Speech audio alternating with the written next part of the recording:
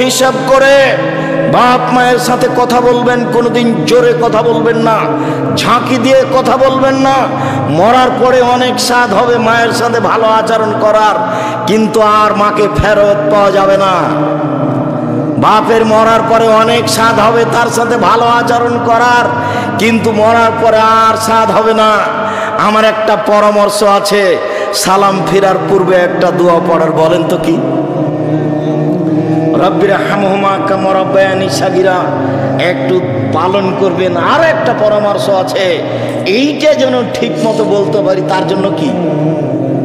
2 রাকাত সালাত। আব্দুল্লাহ বক্তব্যের এক পর্যায়ে বলছিল শেষের দিকে, প্রত্যেকটা কাজের জন্য 2 রাকাত সালাত, বিপদের জন্য 2 রাকাত সালাত, কিছু চাইবেন তার জন্য 2 রাকাত সালাত, কোনো বিপদে পড়েছেন তার জন্য 2 রাকাত সালাত, সমস্যা তার জন্য 2 রাকাত সালাত, সব জায়গাতে 2 রাকাত সালাত দিয়ে কাজ। পৃথিবীর মানুষ, আল্লাহর ইবাদত করো, বিন্দুমাত্র শিরক করো না। ওয়াবিল ওয়ালিদাইনি ইহসানা, দ্বিতীয় কাজটা করে একটু বাপ মাকে মেনে চলো।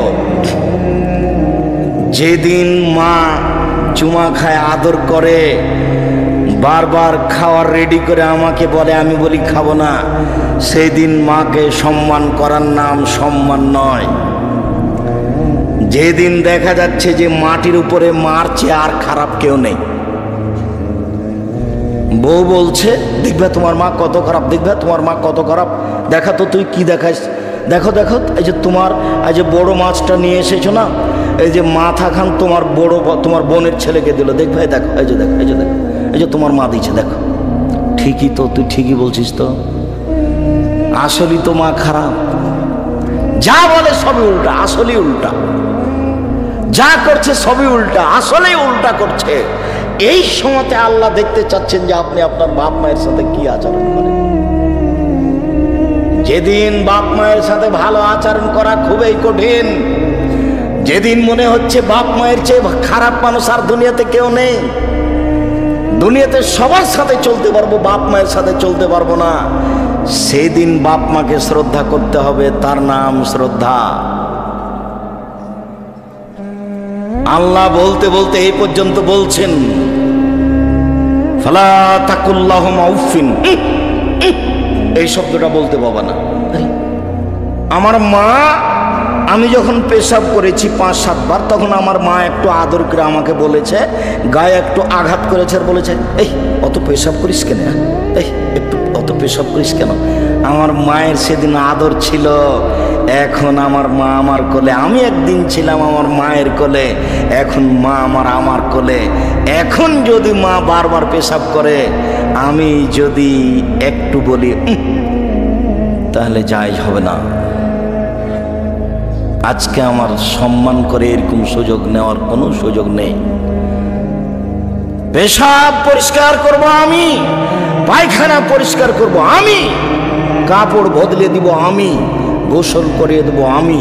আমার বোনেরা চলে গেছে শ্বশুর বাড়ি, আমার স্ত্রীকে বলেছিলাম তুমি আমার মাকে দেখিও, তখন আমার স্ত্রী বলছে তোমার মা অকথ্য ভাষা আমাকে গালি দেয়, তোমার মাকে দেখবো মানে তোমার মাকে তুমি দেখো গা। আমি সব বৌমা এমন এই কথা বলি না, বৌমা ভালো হোক এটাই চাই। উপস্থিত বৈঠকের মুসলিম বোন এদিকে শোনেন, এই মেয়ে শোনো, তোমার শাশুড়ি তোমাকে গালি দেয় এই কথাই ঠিক, তোমার শাশুড়ি তোমার নিন্দা করে এই কথাই ঠিক, এর পরেও বলছি জীবন বাজি রেখে তুমি শাশুড়িকে মূল্যায়ন করো, তোমার রুজিতে বরকত হবে, তোমার ফল ভালো হবে, এই কথাও ঠিক। আর তোমাকে বলে যাচ্ছি যুবক, তুমি কোনো সময় তোমার বোনের ভাগ্নিদের ভাতকে ভারী মনে করো না। তোমার বউ কিন্তু বলছে বারবার, দেখো তোমার ভাগ্নি আছে, তোমার ভাগনা আছে, তোমার বোন আছে, তোমার বাপের দোস্ত আছে, কত মানুষ আছে, এত রান্না করা যাবে না। এই বলে তোমার বউ তোমাকে বলতে পারে। তুমি শোনো, একদিন আল্লাহ তোমার রুজি দিচ্ছিল শুধু তোমার হাতে, তারপর বিবাহ করলা, তোমার হাত দিয়ে এবার 2 জনের রুজি হলো, তোমার একটা ছেলে হলো, তোমার হাত দিয়ে 3 জনের রুজি হলো, একটা মেয়ে হলো, তোমার হাত দিয়ে 4 জনের রুজি হলো, ভাগ্নে এসেছে 5 জনের রুজি হলো, ভাগ্নি এসেছে 6 জনের রুজি হলো, বোন এসেছে 7 জনের রুজি হলো, ভগ্নিপতি এসেছে 8 জনের রুজি হলো। তোমার হাত দিয়ে আল্লাহ ব্যবস্থা করছে, তুমি করো, আল্লাহ বরকত দিয়ে দিবে।